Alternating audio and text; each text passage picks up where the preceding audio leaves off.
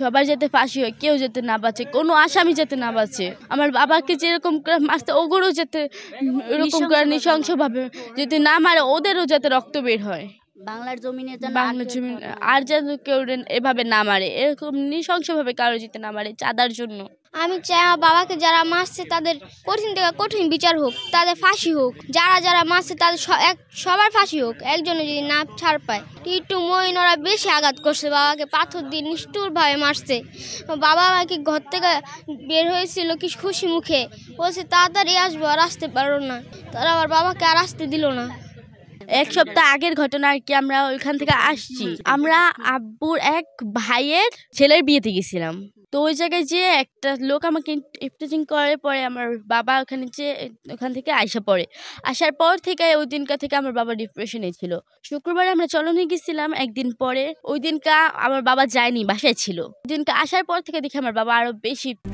RICL TMX, যুগের পর যুগ স্থাপনা থাকে মজবুত। ডিপ্রেশনে চলে গেছে, কারোর সাথে কথাও বলতেছে না। আমার বাবার ব্যবসাটা হাতায় নিতে চাইছিল। ওনারা বলছে হয়তো ব্যবসা দোকান আমাদের নামে লেখা দিবা, নাহলে প্রত্যেক মাসে 2 লাখ টাকা করে 2 টাকা দিবা। আমি তখনকার সকালের ঘটনাটা আমি জানি না, কিন্তু বিকালে যখন আমার বাবা বের হয়েছে আগের ঘটনা যে ফোন দিছে ওইখান থেকে আমি জানি, এর আগেও কিছু জানি না। আর কি আমার বাবাকে একটা লোক ফোন দিছে, ফয়সাল নামে একটা লোক ফোন দিয়ে বলছে যে ভাই আপনি বের হন। বাবা বলে কি জন্য? কিন্তু আপনার দোকানে তালা মারছে।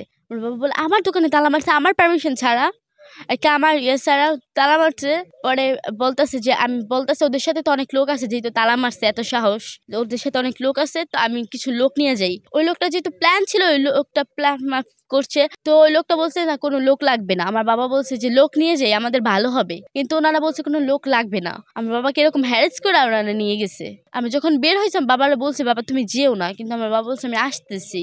এরপরে বের হয়েছে 4:30টার দিক দিয়ে বের হয়েছে। আর আব্বুর মৃত্যুর খবরটা আমরা প্রথম শুনছি যে আমার বাবার ইনজুরি হয়েছে, হাসপাতালে ভর্তি, সেটা শুনছি আর কি আমরা 5:40-এ। আর যে নেই সেটা হচ্ছে আমরা 6টায়। এইটা মূলত আমি জানি না, এটা আমার ফুফাতো বোন জানে, আমার বড় বোন।